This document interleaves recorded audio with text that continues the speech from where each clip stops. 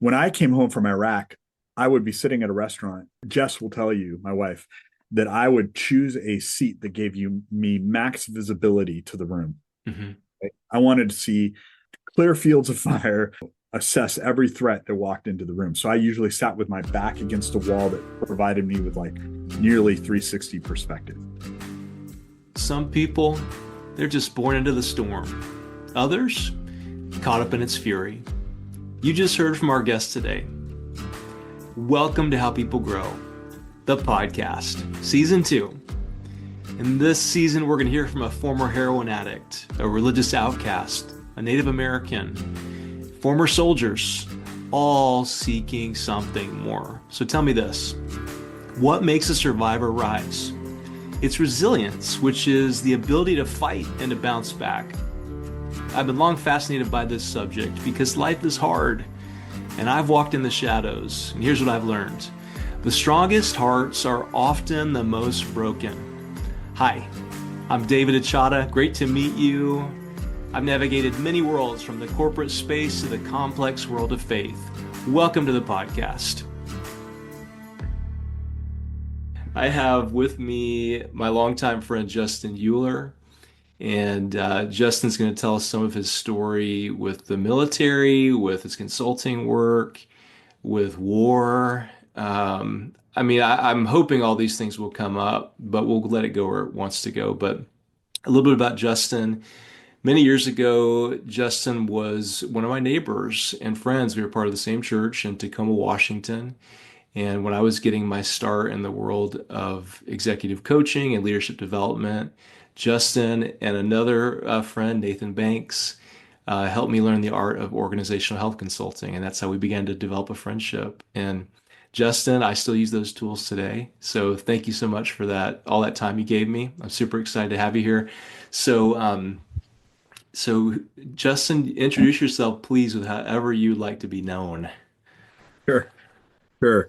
As David said, Justin Euler, I live in Tacoma, Washington. I'm a rabid Tacoma fan.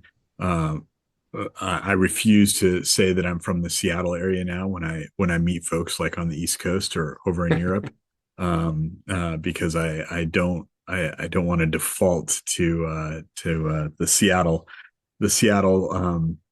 stereotypes and tendencies, and I love Tacoma. I love Tacoma. Big advocate.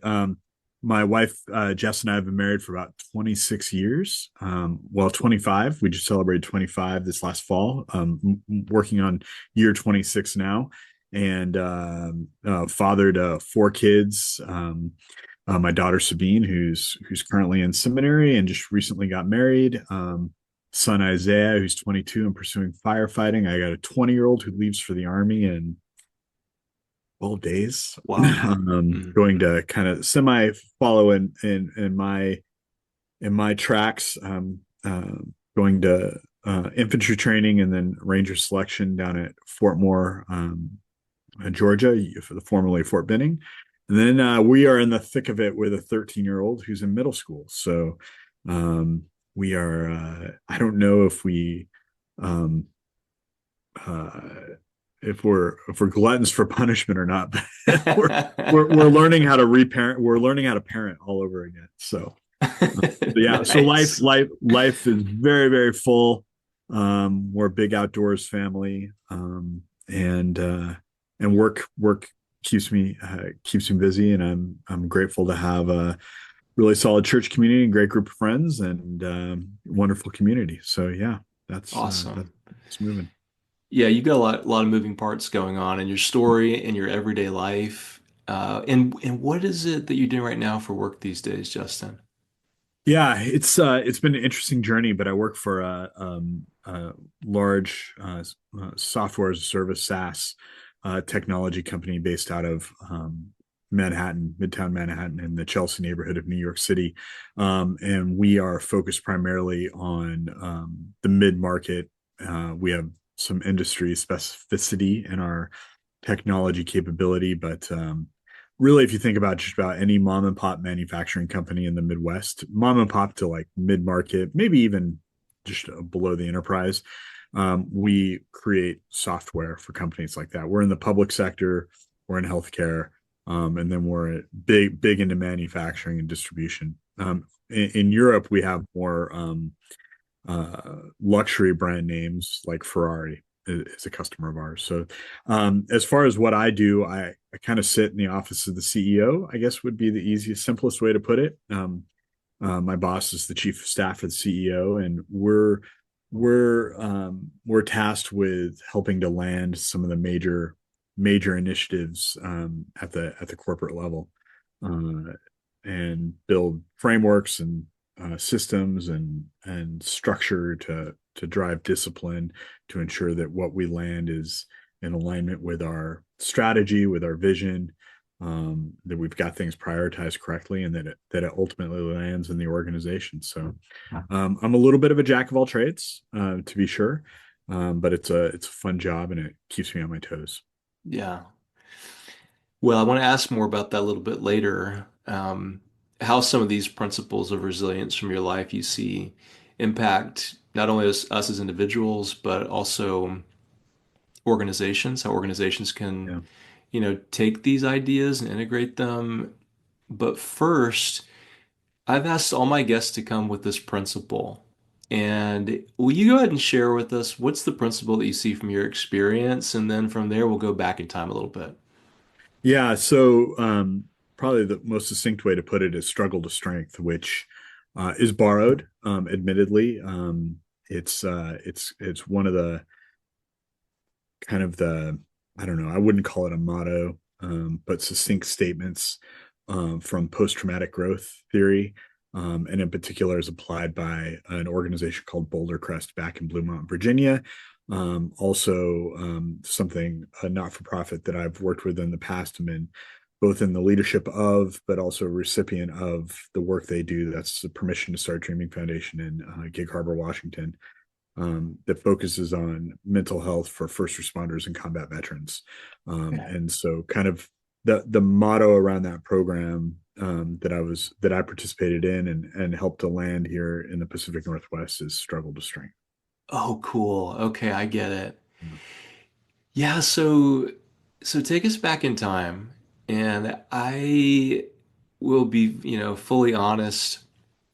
I've never asked you a lot about this particular chapter in your life because when we were living in the same neighborhood, I think it was not too far in the distant past. And No. um, and here we are many years later, and I thank you that you're willing to talk about it with me. Um, because the world of combat and the world of PTSD is something that PTSD in combat is something I haven't had to experience. And many people don't, but a lot of people do experience PTSD in different ways. And I don't know if you knew this, but I put you into my first book, In the Caverns. It's just you made like a two-sentence cameo, and it was because we lost our parents about the same time. We You lost did. your Yeah. dad, I lost my Yeah. mom, and we were texting a little bit. And I remember this one text message exchange I had with you. I've been caregiving, taking care of my mother, and she had passed away. I wasn't able to sleep. I was having nightmares. I had to change settings. I had to like get into grief counseling, all these things, because my body was on high alert for 6 months taking care of a dying Yeah. person Yeah. who was always in pain.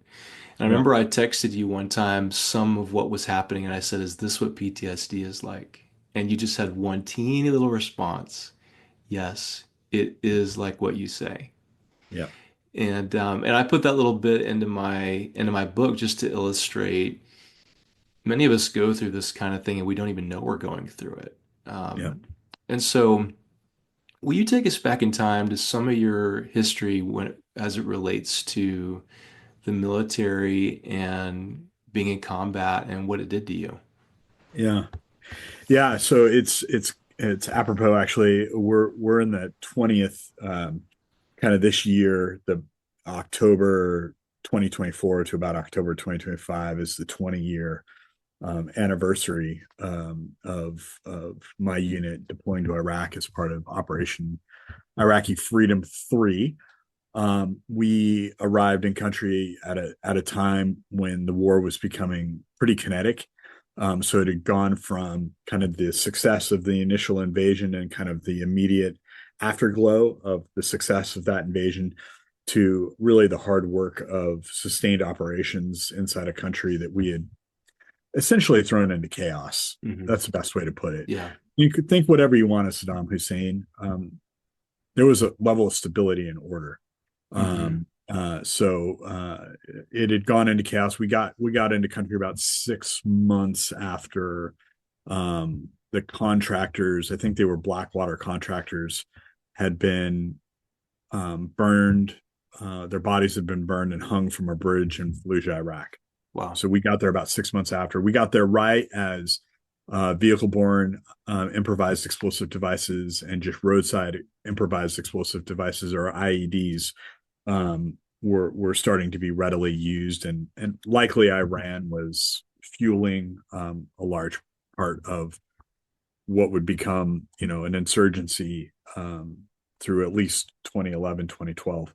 Hmm. So that was kind of the backdrop, and we're at 20 years. So there's a lot of 20-year anniversaries coming up for me. Already have come up, and will come up. And in fact, we are we are 4 days out. We are Mm. 4 days out from the 20th anniversary of the Mosul Chow Hall bombing, which took place on forward operating base Merez, where my battalion, my brigade was actually my battalion was stationed, I should say, along with a couple of other battalions from my brigade, and we lost quite a few folks, and Mm. that was definitely a big event in my life and in the life of my unit. So, but backtracking a little bit, or going back in time a little bit, I dropped out of Whitworth, now Whitworth University, then Whitworth College, and in the winter of 1995, a semester shy of 2 degrees. That's a whole nother story in and of itself. Ended up enlisting in the Army in the fall of 1996, and ended up going through infantry training, and then at the time what was called Ranger Indoctrination Program, so that I could be assigned to the 75th Ranger Regiment, which is a special operations unit, part of the Joint Special Operations Command of the U.S. Army, and then went through uh, basic airborne training, static line airborne training with the military, and proceeded to spend the next 3+ years of my life assigned to the 2nd Battalion, 75th Ranger Regiment, at what's now Joint Base Lewis McChord, about 20 minutes down the road from where I currently live. And then and had a tremendous influential commander at the time, Captain David Buckingham, who retired as a colonel. I think he lives in Montana someplace now. And he was a Christian, just a stud of a man. And he he was really friendly, not in an inappropriate way, but he knew all of his men. And he was the first person to make a recommendation that maybe the way I operated and the way I viewed the world and the way I thought and my intellect could be better used as an officer as opposed to an enlisted man. And so, through his prompting and support, I went back to college, went back to Seattle University through their ROTC program, spent 2 years there, graduated as a distinguished military graduate, and got a commission back into the infantry. And I joke that infantrymen are knuckle draggers. That's kind of the way we joke about that. But quite honestly, some of the most intelligent men, enlisted or officers, are infantry officers. And Yeah. I'm biased. I'm completely biased. But you got guys like David Petraeus, Stanley McChrystal, General Milley. Just think of some of the bigger names in our culture, um, from the military, and they're PhDs, Oxford graduates, Mm. brilliant men. So I went back to the infantry, and made my way back to Joint Base Lewis McChord, not intentionally, and was in the Striker Brigades. And Striker Brigades at that time was a brand new platform for the military. So stepping into a brand new unit about 100 yards from the barracks that I had lived in as a private in the Ranger Regiment, and spent another solid 5 years. I think it was close to 5 years in that unit, just because of the timing of the war and everything that was happening. and then left the service in April of 2006. So yeah, it was just shy of 10 years on Yeah. active duty. Yeah. Wow. Man, what an experience. I mean, you've alluded just a little bit of it. Um, you went in there and you found yourself going back after getting some education, Mm-hmm. and then you found yourself in combat. And as you're in combat, your training kicks in, you're doing what you're supposed to do, but still, this is hard stuff you're seeing every day. And it's no doubt had effect on a lot of the people that you served with. I know because we had a mutual friend who took his life many years ago now, and we were talking. We had a walk when I was out visiting, and you were telling me that like it's a regular occurrence for veterans to take their lives. Out of the out of all the men that you served with, how many have taken their lives? Well, I'm not sure. I would estimate, and this is not a wild estimation. I would estimate we lose at least a guy a year. I would say to either suicide or what I would call a death of despair. Hmm. So that, through because of heavy drinking or drug use or just living conditions, Hmm. um, uh, that leads to ill health and ultimately death. But it I try to stay away from this word it feels because we use that a lot.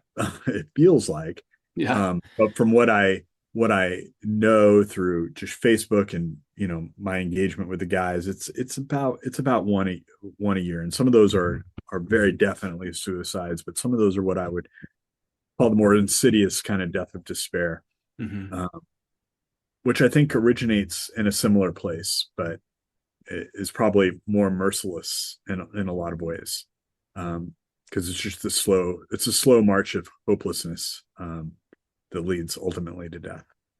So You yeah, you probably one a year over 20 years at least, man, and I'm so probably many. that's probably low. The current rate that's advertised law is 22 a day. 22 veterans take their life every single day, and I know as a proportion with society, we are way out of proportion.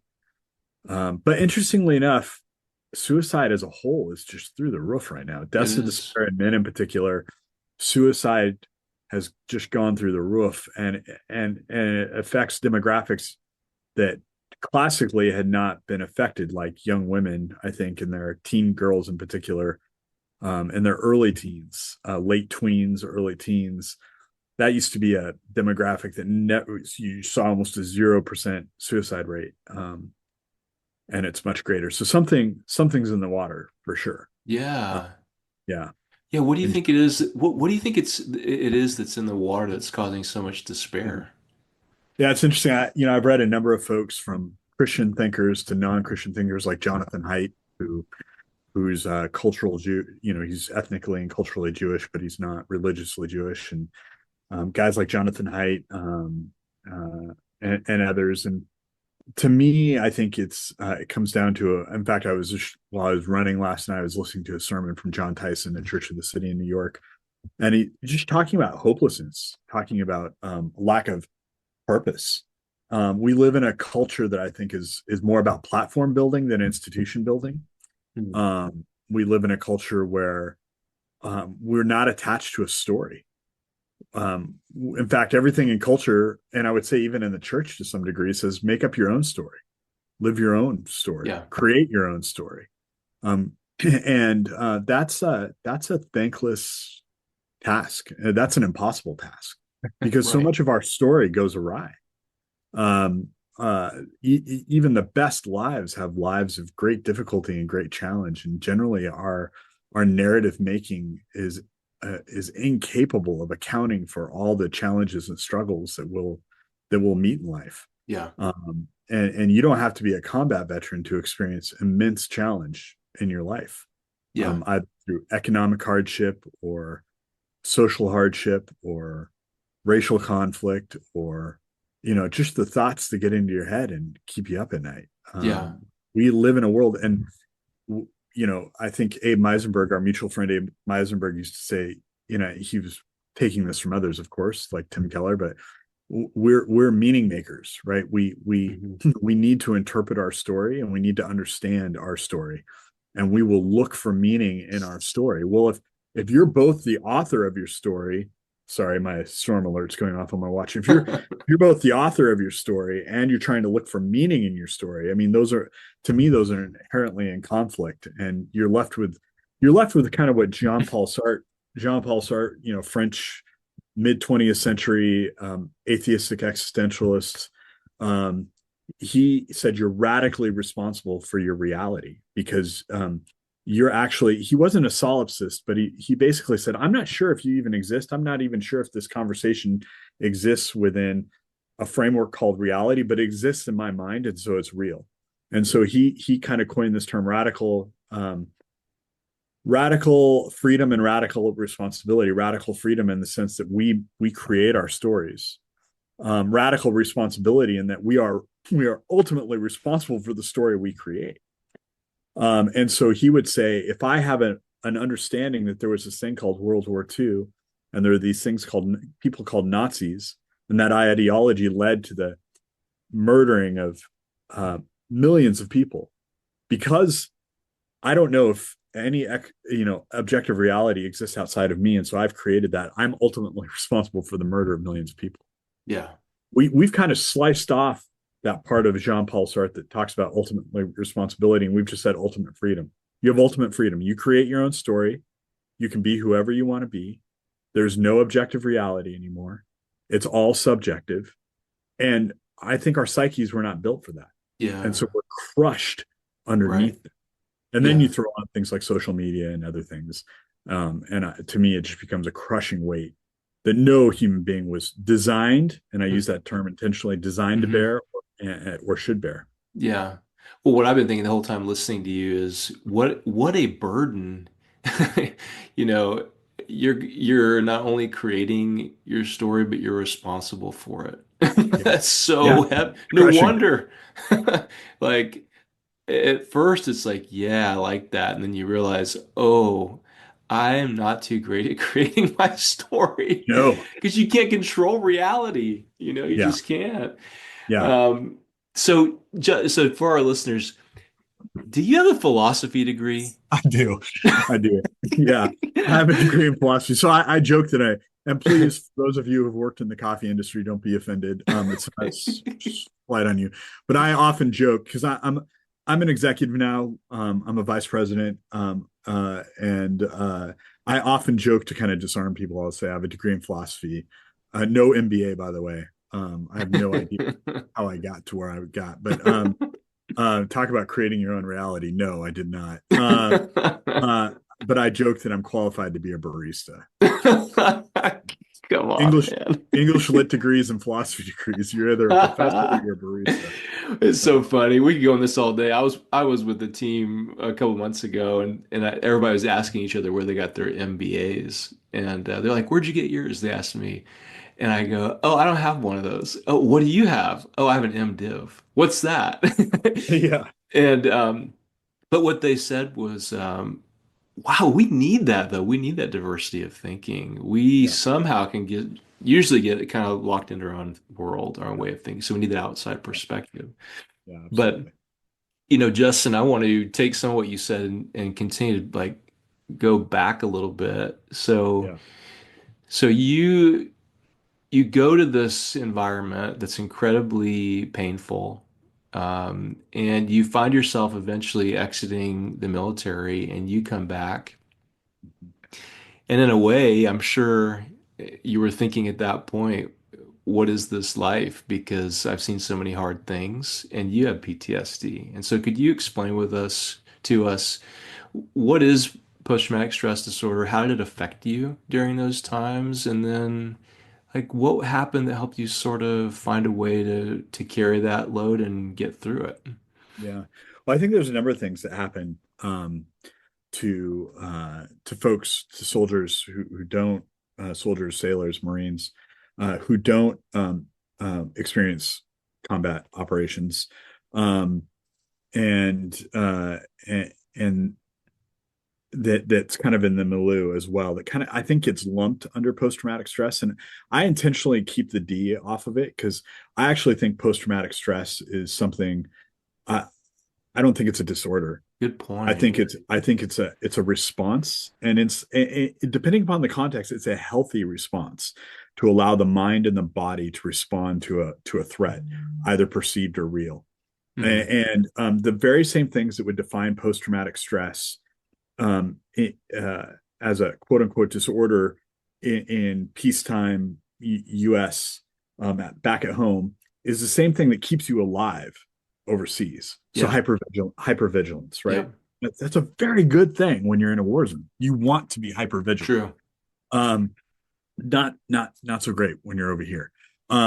Reacting to situations where you kind of make snap judgments and snap responses. In the military, you're trained to do that through just cycles and cycles of training where things just become automatic, right? Like to this day, when I pick up any sort of weapon, and I call them weapons, not guns, because I think a gun is ultimately the purpose is to be a weapon, right? Mm-hmm. So when I pick up any weapon, there's just certain things I just do.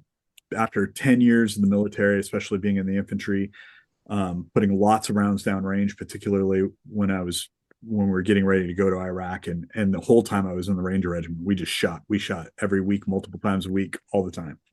So there's just things that are just they're just ingrained Hmm. into my mind and into my muscles. And so when I pick up a weapon, I just do it. Well, Yeah. when you're in Iraq, there are certain things, or in a war zone, or in a place where you need to be hyper vigilant. Um, uh, there are just certain things you just do. You just go into auto mode because you've done it thousands of times, right? I mean, it's just ingrained. You do those same behaviors when you're back home, you're going to get somebody killed or yourself killed potentially. Mm. So, driving on roads in Iraq is very, very dangerous when you've got vehicle-borne IEDs and IEDs that are positioned who knows where. Um, and so you've got this hypervigilance, you're always looking for it, and everything's a threat around you.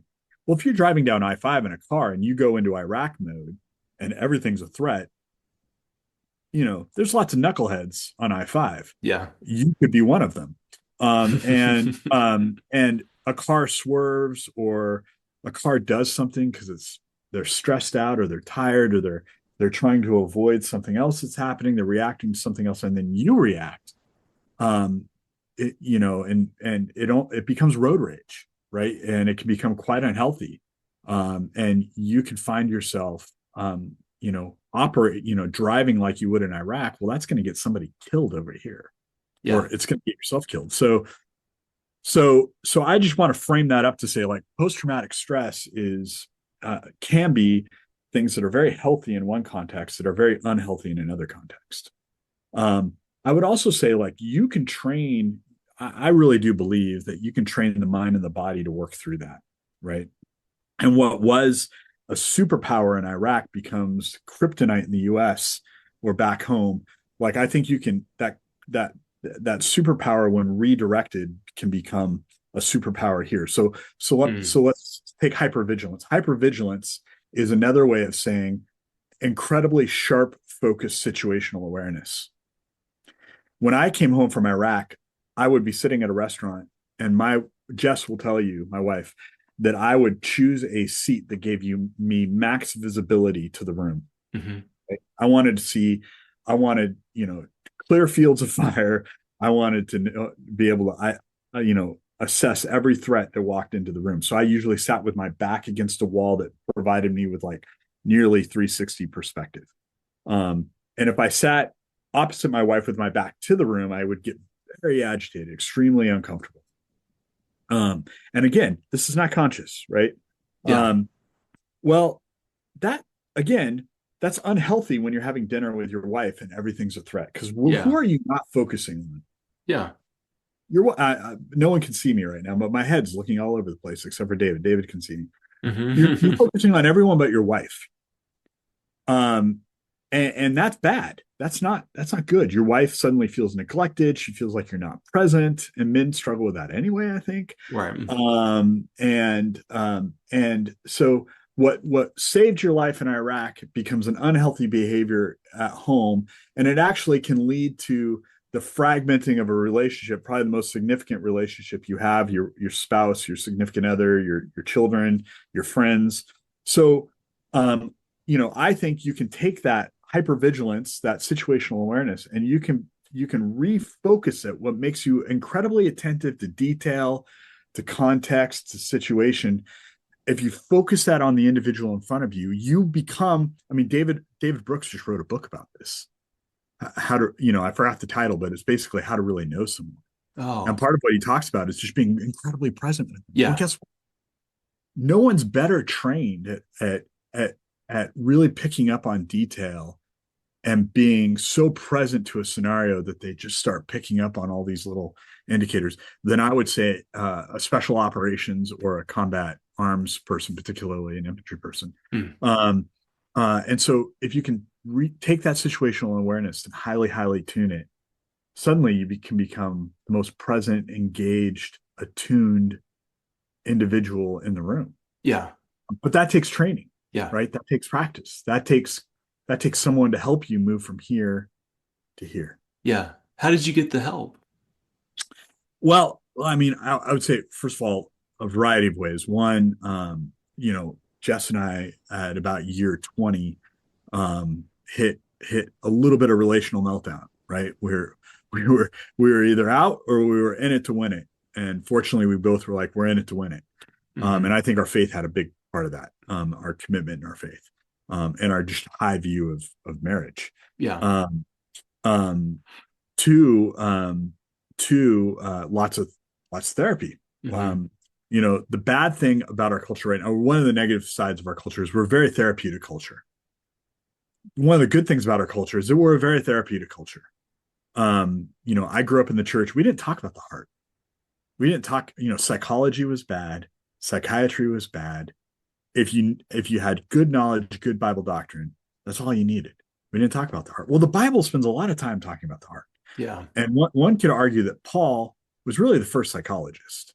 He talks about the heart. He talks about the my what my mind wants to do, what my heart, and the Jewish conception of the heart was more integrated mind and emotions and all of that, right? We in our Western culture tend to separate these things out, but it was a much more integrated view of the Mm. human, the Yeah. mind and the body and the heart, like right. What C.S. Lewis says, we are a soul with a body, not a something to the. I'm paraphrasing, but Yeah. we're It's like a we're a soul spirit with a having a human experience, something like right. that. Yeah, it's like we're a soul with a body, not a body with a soul. Yeah. We're an embodied soul, Yeah. That's right? right. Well, that's kind of psychological language. It's kind of Yeah. you've got to there's an integration that needs to happen between the mind and the heart. So lots of therapy, for sure, individual counseling. But I also really started to like tap back into and unfortunately there's a book, Jesus and John Wayne, that's kind of there's been a little bit of denigration of Eldridge, and I think it's broadly unfair. I think the book brings out some good points. I'm looking at it right now over the top of my computer, but I also think it brings out it unfairly critiques some other aspects. But we're not here for a book review. Um, but John Eldridge and some of the work Wild at Heart Ministries, used to be Ransomed Heart, now it's Wild at Heart. I started to tap back into some of that material, and I actually went to a Wild at Heart boot camp a few years back with our mutual friend Kyle Clevier. And then I kept kind of getting deeper, and I found that to be some of the best content. Also, a lot of the work that John Tyson's doing around forming men and primal path, and just starting to look a little bit more at the topic of like, what does it mean to be a consistent human being in every theater of your life? So Justin Mm. Uhler at work in New York City, Justin Uhler at home with Jess and the kids, Justin Uhler at church on Sunday mornings, Justin Uhler out with his friends. We show up differently in different contexts, and that's a good thing. But are you a wildly different human being? Like, would you be recognizable to your wife at work? Like, if your wife teleported into work, would she know you? Yeah. Like if work teleported into your marriage, would they recognize you? So Hmm. this idea of the different worlds that you occupy, and I think we're designed. I mean, living an integrous life is a life where people recognize you, Yeah. right? No matter where you're at. And different, but the same, right? Um, uh, you're not putting on these different masks. It's the same person every time. The other thing that is also integrated here. So for years, in a lot of social contexts, a lot of social situations, in large groups, I felt like a 13-year-old boy, 12, 13-year-old boy, awkward, chubby, um, uncomfortable with myself, and just feeling like, so I'm an adult, I'm a male, mid 30s, mid 40s, in a large social setting, and some oftentimes at church at the end. Um, I just feel like this 13-year-old kid, and I just wanted to slink out the back door. Now I'm borderline introverted, extroverted. I can show up as extroverted, but I need to, like, after a full day of meetings, I go back to my hotel room. I curl myself up in a fetal position. I suck my thumb in the corner. Um, Come on, man. so not really. I go for long walks in New York by myself, or go see a show by myself, or go to dinner by myself. But I'm very comfortable with people. I love people, but I need to recharge by myself. Hmm. So that, I love to go skiing by myself, or backcountry skiing by myself, or go for a long run. Um, but so some of that's the introverted extroverted piece. But honestly, it was just that I wasn't.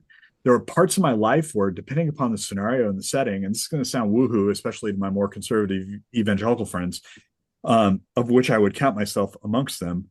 Um, I was showing up at like different periods of my life because there was a lack of health, Hmm. right? There was a Yeah. lack of being an integrated human being, Yeah.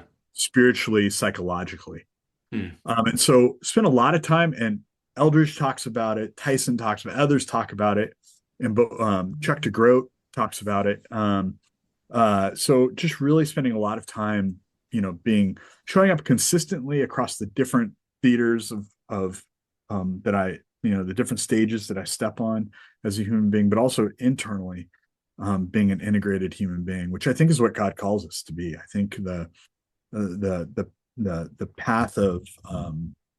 path of this life is, we are saved, but we're also being saved. Hmm. And I think that's part of being saved, is Yeah. becoming an integrated, fully integrated human being. And I think that's the part of sin that we discount. It's not just that the world is broken.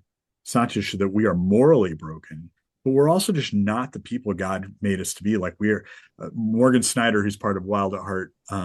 He talks about, uh, be the man that be the Justin that God meant when God created Justin, Hmm. right? Yeah. Be that person that you were meant to be. Yeah. Yeah. Man. Sorry, I went on for a long time. I don't know if we answered your question. Amen. I love it. So much good stuff in there. What I was thinking, Justin, when you were going through some of your stories, some of the principles, is I did an interview recently on another podcast somewhere, and we were talking about becoming an integrous person and how do you know when you're out of integrity? Mm, And those of us who kind of do good on the fly, we think up things while we're talking. And the two things that came out of my mouth were to pay attention to your attitude and your secret life. mm, mm, And he was like, "Yeah, unpack that. What do you mean?" It's like, well, your attitude is really about your boundaries. So, do you know what is yours and what is someone else's? If someone else blows through your boundary and comes into your house and eats your sandwich, you're going to be upset about that, no doubt. That's because you didn't have a strong enough boundary there, and now you don't have food anymore in the middle of your table with your family. So attitude is connected to boundaries, and when we don't keep good boundaries, we're naturally just going to become resentful and bitter and angry because everybody's taking from us. We don't have our own stuff anymore. right. And secret life is about the needs of your soul. Yeah. The human creature is amazing at getting its needs met. It will get its needs met, and they'll be top secret in a back alley somewhere, or it'll be in the open. And so when I think of becoming an integrous person, I even think about in organizations. I love what you said about how, um, would your wife or your children recognize you at work? That's not an integrous person. I heard recently an organization that got connected to, and the old executive team is gone, but way back in the day, they used to have a practice of when people would come to work, if they saw this particular hat hanging on this particular something, it meant someone was going to get fired that day.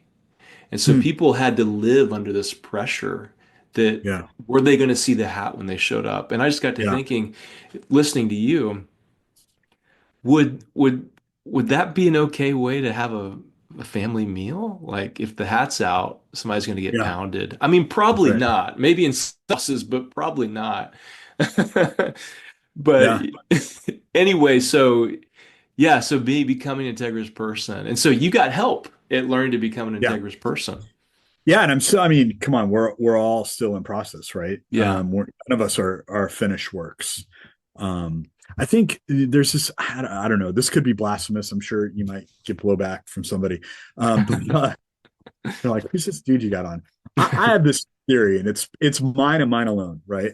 And maybe there's a theologian out there, maybe one of the patristics, um, from early in the church history, speaks to this because they speak to a lot of things that I think sometimes we've forgotten. The Reformation was both one of the greatest things I think to happen in church history and one of the worst things to happen because we lost sight of our history, and some of the through lines of our faith. It kind of got stopped. But I, I really do, and this idea is coming back more and more. But I really believe that heaven is not some far off, distant dimensional reality that we go to occupy. I think it really is a new heaven and a new earth. Like, I think the world we occupy is recreated. Like the Mount Rainier that I can see on a clear day, and today is not a clear day.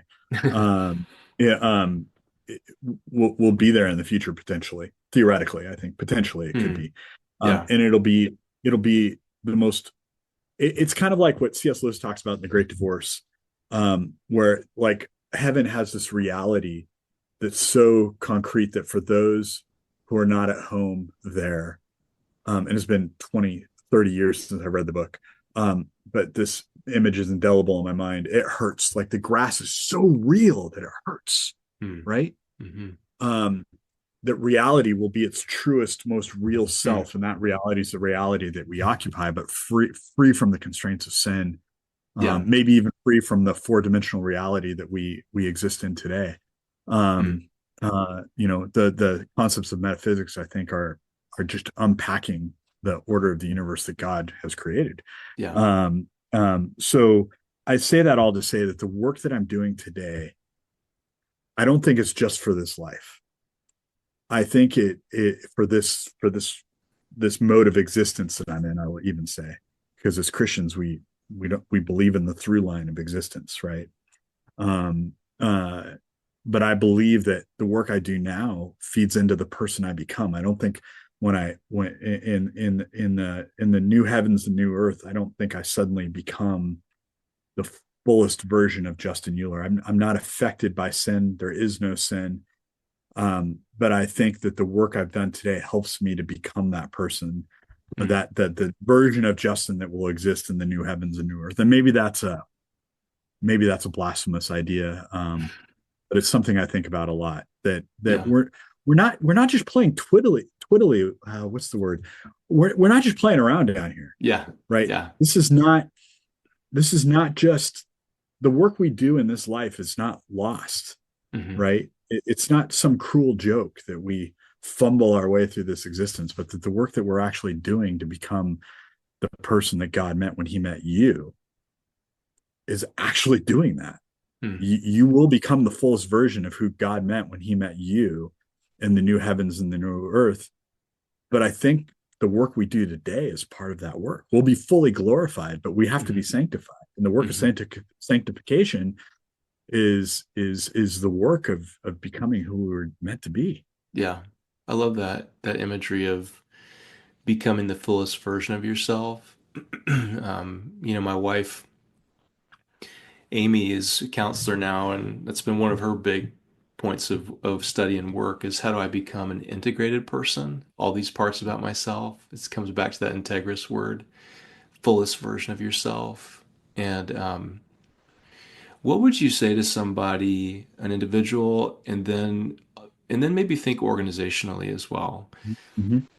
about how do I get there? How do Mm. I go from that struggle to strength that you're talking about?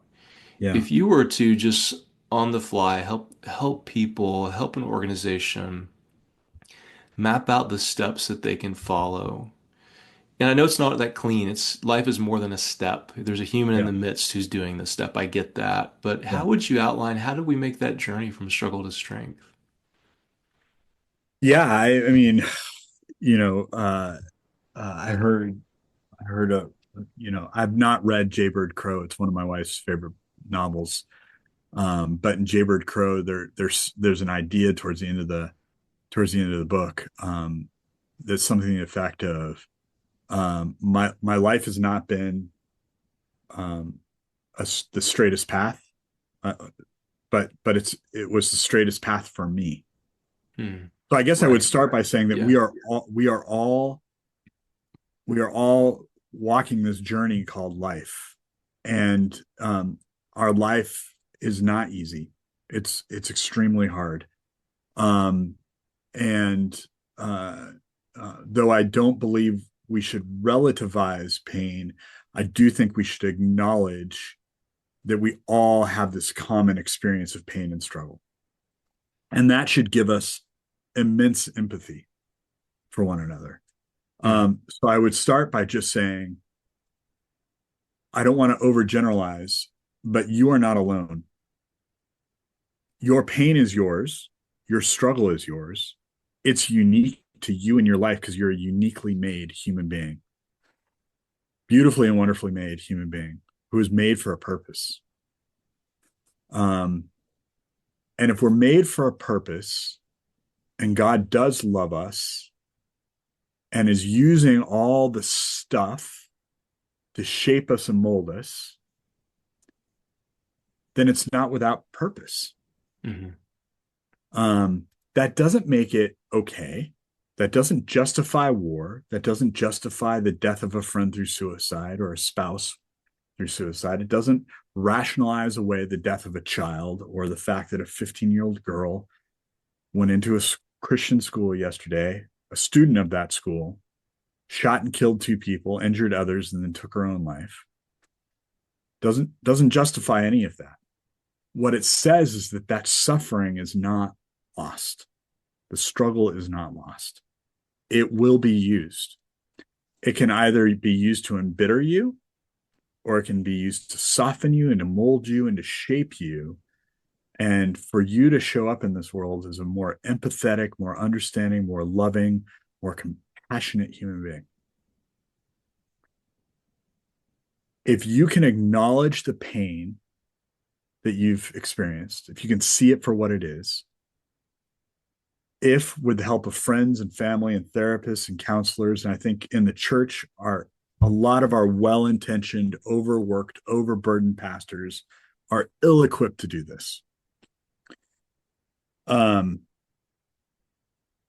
if we can bring community around someone, if we can bring the right kind of help and guidance and compassion and love, and I think I very much believe in the Henry Nouwen view of the wounded healer, right? Hmm. Jesus is the wounded healer. We are all wounded healers. So those of us who are experiencing healing are in the process of being healed because I haven't arrived.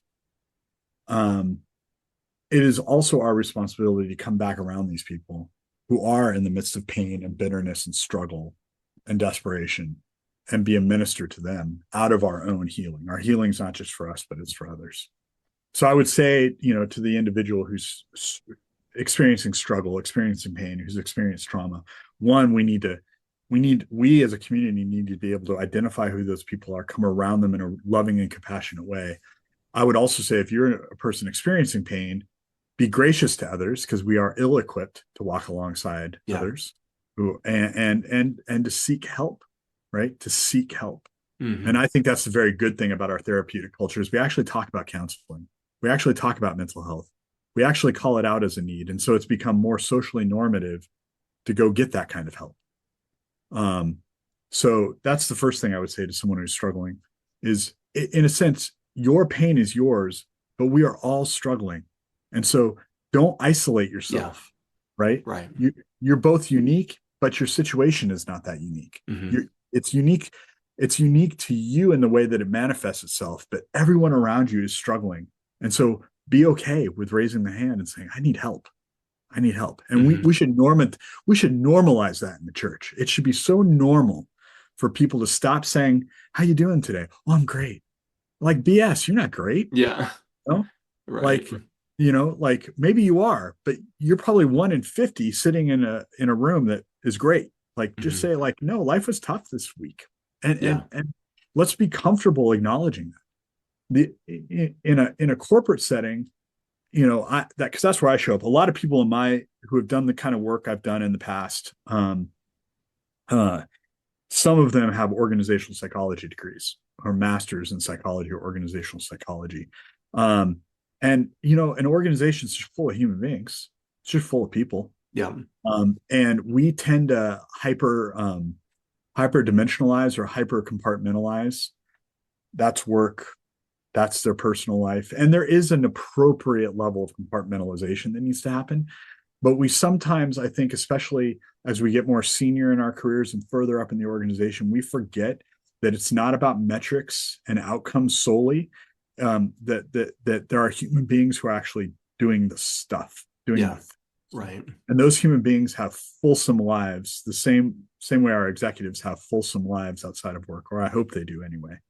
Um, and so, if we can see them as human beings and not just um, in the 19th century, we mechanized work. We mechanized the human being. We made them just another cog in the machine. And we made them the means of production. And I think that's where you have things like communism popping up because people just become cogs instead of being humans. Hmm.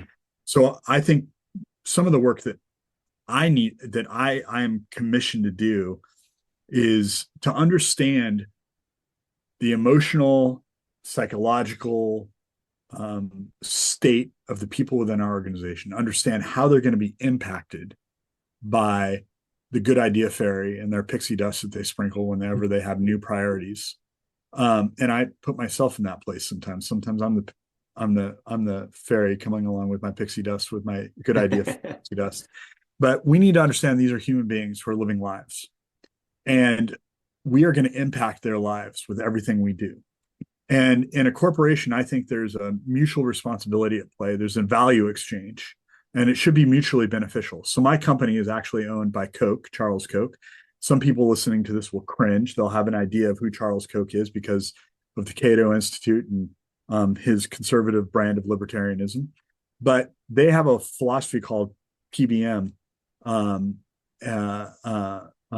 that performance-based management that is probably the most coherent, thoughtful management philosophies I've ever run into.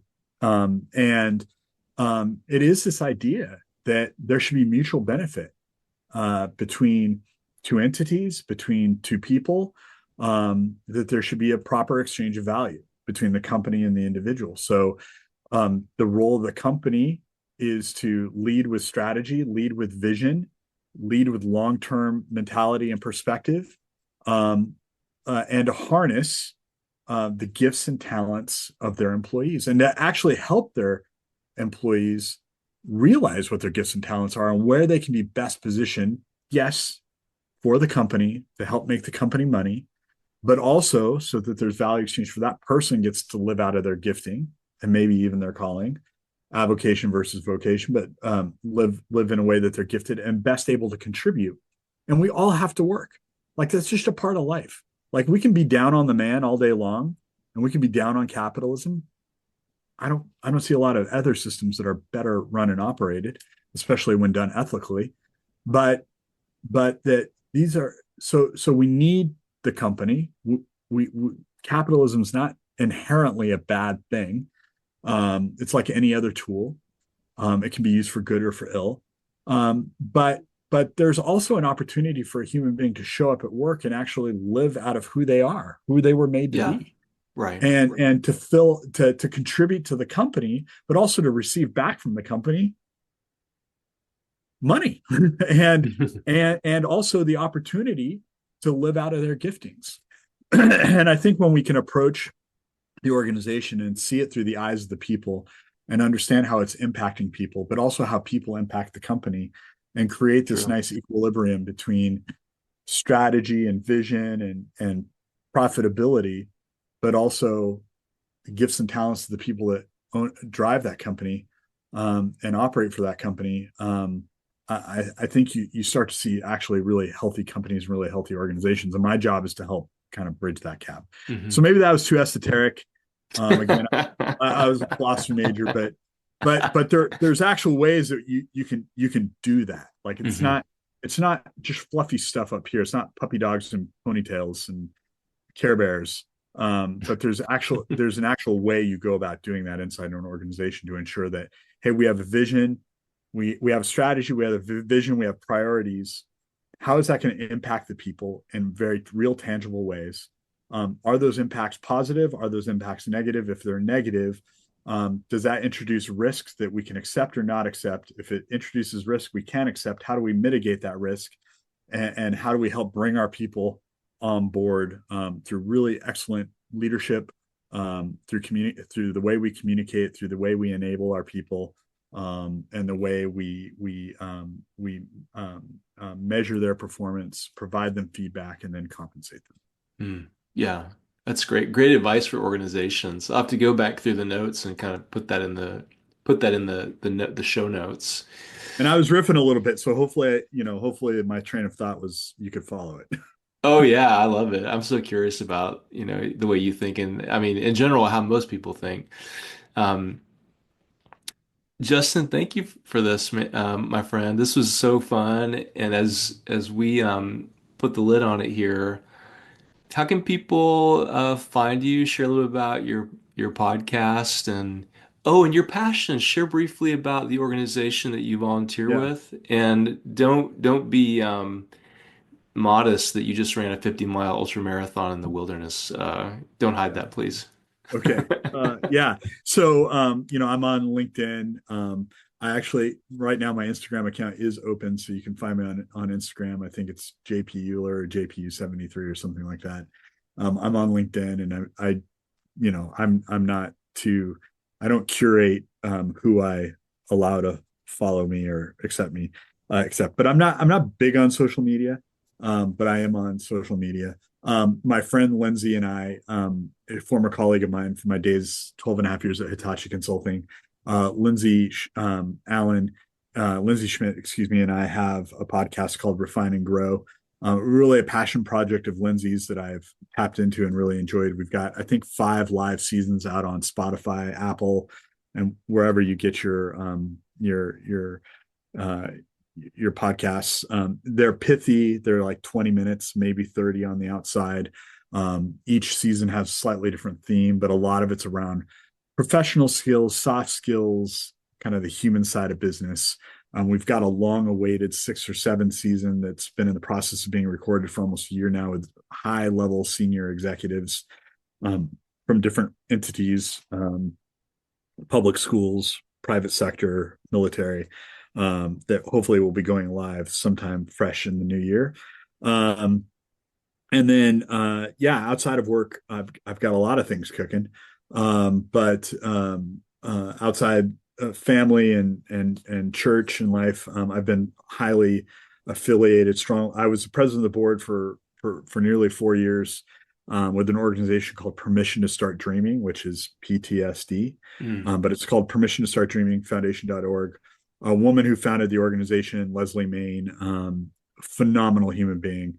And if you want an example of taking the worst possible pain you can imagine as a parent, and as a human being, and and with a lot of love and support and people around her, activating it into a vision, and then activating that vision into an activity, and then that activity actually metastasizing into a foundation, and then that foundation going from being like a pass through financial pass through entity to actually providing some of the most groundbreaking, um, um, what I would call life training in existence right now with Warrior Path, progressive and alternative training for healing heroes, that focuses on this idea of post traumatic growth.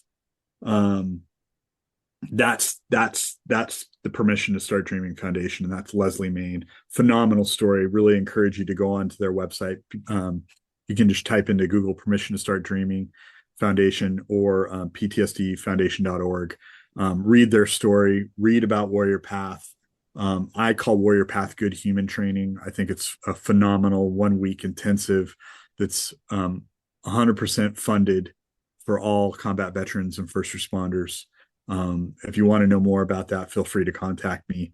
And Lover of that foundation, and that actually led to I just turned 51, but um, last year when I was turning 50, I was getting ready to voluntarily step off the board of because I just felt like my time was done. It was time for new leadership, new fresh perspective to come into the foundation. I had taken it as far as I thought I could, so I just got this harebrained idea that I would go run a 50-mile ultra marathon as I'm turning 50, use it as a fundraiser, raise a bunch of money to the PTSD Foundation as a departing gift, as a thank you gift. Hmm. And so yeah, so I've entered the world of ultra marathons. I have this wonderful control in my life called Jess Euler, and she makes sure that I only do one of these a year. Although I am getting ready to run the Bend Marathon in April, but just reinvigorating. I'm a big skier, big backpacker. I'm an armchair or weekend warrior when it comes to mountaineering.